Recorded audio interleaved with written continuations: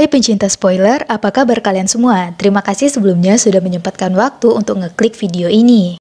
Nah, pada kesempatan kali ini kita bakalan ngebahas alur cerita dari film The Mortuary Collection yang dirilis pada 22 September tahun 2019. Nah, film ini bercerita tentang seorang pemeriksa mayat yang eksentrik yang menceritakan beberapa cerita aneh yang dia temui dalam karirnya yang panjang. Penasaran seperti apa? Mari kita lanjut ke filmnya. Film diawali dengan seorang anak kecil yang sedang mengendarai sepedanya sambil mengantarkan koran ke rumah-rumah. Dan isi koran tersebut adalah peri gigi Bogi Bay masih dalam pelarian. Menyusuri jalan setapak, sampailah anak itu di sebuah rumah di tengah hutan yang sangat mengerikan. Di sana, dia menemukan koran-koran yang dikirimnya hanya tergeletak begitu saja di tempat pos. Karena kepo, anak ini pun memutuskan untuk mengintip ke dalam rumah. Dan betapa kagetnya dia ketika menemukan wajah dengan mata menyeramkan dari dalam rumah.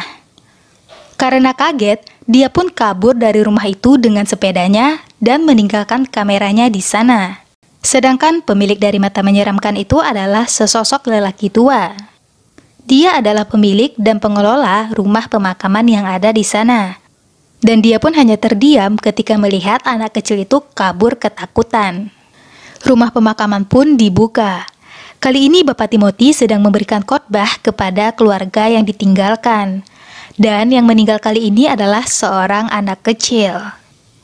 Setelah acara pemakaman berlangsung, Pak Timothy pun mengantarkan para tamunya keluar dari rumah pemakaman. Ketika kembali ke dalam ruangan khotbah, dia dikejutkan dengan seorang wanita yang sedang berdiri di depan peti mati tadi sambil mengelus-ngelusnya. Pak Timothy pun menanyakan apa maksud dan tujuan dia ke sini. Dan wanita tadi yang bernama Sam mengatakan kalau dia bermaksud untuk melamar bekerja di sini. Pak Timothy pun menyuruh Sam untuk mengikutinya.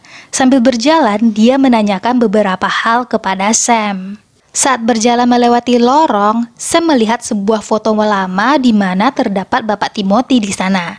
Sesampainya mereka di ruang kerja Bapak Timothy, Sam langsung menanyakan berapa umur Bapak itu. Tapi Pak Timothy menjawab kalau dia sudah sangat tua. Sam pun mulai mengelilingi ruang kerja Bapak Timothy. Dia sangat takjub melihat banyaknya buku yang ada di sana.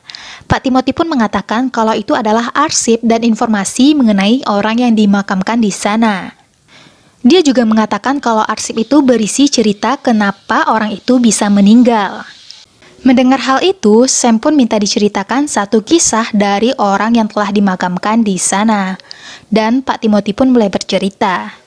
Cerita diawali di sebuah pesta di mana seorang wanita terlihat memasuki kamar mandi. Di sana dia mulai mengambil tempat sampah yang ada di sana. Ternyata isi dari tempat sampah itu adalah dompet-dompet orang yang menghadiri pesta. Dia pun mulai mengambil isi dari dompet tersebut dan menyimpannya di balik baju. Sampai dia menemukan satu jam klasik dan tetap menyimpannya juga. Setelah itu dia mencuci tangannya di wastafel. Saat melihat ke kaca, dia menemukan sebuah ruangan di balik kaca tersebut. Jadi dia berusaha untuk membukanya. Karena sulit, dia pun mulai mengeluarkan pisau di balik bajunya dan mulai mencongkel lubang yang ada di sana. Pintu pun terbuka tapi tangannya terluka. Dia pun membersihkan tangannya. Selama membersihkan tangannya, lemari yang tadi terbuka tiba-tiba tertutup. Karena kesal, dia pun berusaha sekuat tenaga untuk membuka kembali lemari kaca itu. Dan betapa kagetnya dia ketika melihat isi di balik lemari kaca itu. Di sana berisi sekelompok lendir dengan tentakel yang sangat menjijikan. Otomatis dia berteriak sambil menutup lemari itu. Dia pun berteriak meminta tolong tapi tidak ada yang mendengar. Dengan hati-hati, dia berusaha keluar dari ruangan tersebut. Tapi naasnya, jam klasik yang ditemukannya tadi terjatuh dan menimbulkan suara yang nyaring. Saat melihat ke belakang, pintu lemari itu terbuka. Dan sekelompok tentakel menariknya ke dalam lemari. Dan dia pun meninggal. Setelah bercerita, Pak Timothy menyerahkan surat prakerja kepada Sam untuk ditandatangani. Sambil menandatangani, Sam mengatakan kalau cerita itu tidak masuk akal. Dia meremehkan cerita tentang ada gurita di dalam lemari. Tapi Pak Timothy mengatakan bukan cerita itu, tapi makna di balik cerita itu adalah keseimbangan tentang alam semesta. Jujur aku juga kurang ngerti maksud Bapak Timothy itu apa. Oke, next. Jadi si Sam ini meminta diceritakan kisah yang lain. Setelah Sam menandatangani surat prakerja, mereka pun kembali ke ruang pemakaman tadi. Di sana Sam meminta diceritakan kisah dari anak yang meninggal itu, tapi Bapak Timothy menolak. Jadi si Sam minta diceritakan kisah yang lain. Pak Timothy pun mulai bercerita. Cerita diawali di sebuah kampus di mana terlihat seorang pria sedang mengkampanyekan tentang kebebasan dan kesetaraan kepada mahasiswa-mahasiswa baru. Dia mengatakan setiap wanita memiliki hak dan kebebasan untuk melakukan hubungan asalkan tetap aman dan menggunakan pengaman, sambil membagi-bagikan pengaman. Kemudian dia mengundang mahasiswa baru itu untuk datang ke pesta yang diadakannya di asrama pria. Dengan maksud dan tujuan ya bisa ditebak lah ya. Nama pria yang melakukan kampanye tadi adalah Jack. Di lorong kampus, Jack melihat temannya sedang berusaha mengajak seorang wanita untuk datang ke pesta. Dan Jack pun mengambil alih. Dia kembali berbicara tentang kesetaraan dan berusaha mengajak wanita itu untuk datang ke pesta yang akan mereka adakan pada malam hari. Dan wanita itu sangat tertarik dan setuju. Oh iya, nama wanita ini adalah Sandra. Setelah Jack pergi, Sandra mulai melanjutkan perjalanannya. Dia melewati sebuah mading di mana terdapat pengumuman tentang pria yang hilang. Malam berpesta pun datang. Jack dan teman-temannya mulai bergabung dengan para wanita yang datang ke pesta itu. Sampai dia melihat Sandra datang. Mereka pun saling tatap-tatapan. Hingga Jack akhirnya menghampiri Sandra.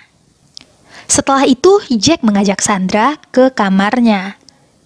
Sebelum memulai hubungan, Sandra memberikan Jack pengaman. Dan Jack terlihat tidak suka, tapi dia pura-pura memakainya. Di belakang Sandra, dia pun melempar pengaman itu. Keesokan paginya, Sandra sudah menghilang dan hanya meninggalkan nomor telepon di kaca. Setelah menghapus nomor telepon, Jack tiba-tiba merasa mual, dan dia pun muntah. Teman Jack tiba-tiba masuk dan menyarankan Jack untuk pergi ke dokter karena dia melihat ada bisul di sekitar perut Jack. Dia takut wanita yang diajak tidur kemarin itu mempunyai penyakit kelamin. Jack pun terkejut ketika melihat ada bisul di sekitar perutnya, dan dia pun ke rumah sakit. Di sana dokter terkejut ketika melihat hasil laboratorium si Sam, dan dia pun memastikannya dengan mengecek perut si Sam. Dan betapa kagetnya dia ketika mendengar suara bergemuruh dari dalam perut Jack. Dan dia pun bilang kepada Jack untuk keluar mengecek sesuatu. Si Jack yang curiga pun mulai memeriksa hasil laboratoriumnya. Dan betapa terkejutnya dia karena hasil itu mengatakan kalau dia hamil. Setibanya di rumah, Jack mulai mengonsumsi beberapa pil. Tapi bukannya membaik, perut Jack malah tambah membuncit. Karena panik, dia pun melihat nomor telepon yang ditinggalkan Sandra di kaca dan mulai menelpon. Setelah Sandra mengangkat, Jack mulai basa-basi dan mengajak Sandra bertemu. Kemudian dia menanyakan alamat rumah Sandra. Saat hendak ke rumah Sandra, Jack dihadang oleh gengnya. Ternyata Jack telah memecahkan rekor dari kelompok tersebut. Jadi mereka merayakannya. Dan saat sedang diarak, ketupan Jack tiba-tiba pecah. It was our 67. No. Mengabaikan semuanya, Jack kemudian bergegas ke rumah Sandra. Di sana dia bertemu dengan ibu Sandra yang ternyata sudah menebak apa yang terjadi. Ibu Sandra pun marah dan berteriak memanggil namanya. Sandra pun turun dan terkejut melihat perut Jack yang buncit. Melihat Sandra, Jack pun marah. Dia mengatakan kenapa perutnya bisa membuncit seperti ini setelah berhubungan dengannya. Dan si Sandra pun menyangkal, bukankah aku telah memberikan kau pengaman, kata si Sandra. Dan si Jack pun mengatakan kalau dia telah membuang pengaman itu. Mendengar itu, si Sandra pun masa bodoh. Dan dia pun mulai menelpon pria yang lainnya. Sedangkan Ibu Sandra mulai menyiapkan meja persalinan. Si Jack pun takut dan mulai menarik tangan paman si Sandra. Dia pun mengatakan bagaimana caranya dia melahirkan. Dan paman si Sandra mengatakan bayi akan keluar lewat itunya. Dia pun terkejut. Setelah itu Jack berteriak kesakitan. Persalinan pun dimulai. Itunya meledak ketika bayi itu keluar. Dan Jack tewas seketika. Kemudian Ibu Sandra menyimpan bayi tersebut di dalam sebuah ruangan dan ternyata di sana terdapat beberapa box bayi. Mungkin pria yang di mading hilang tadi itu adalah korban si Sandra juga.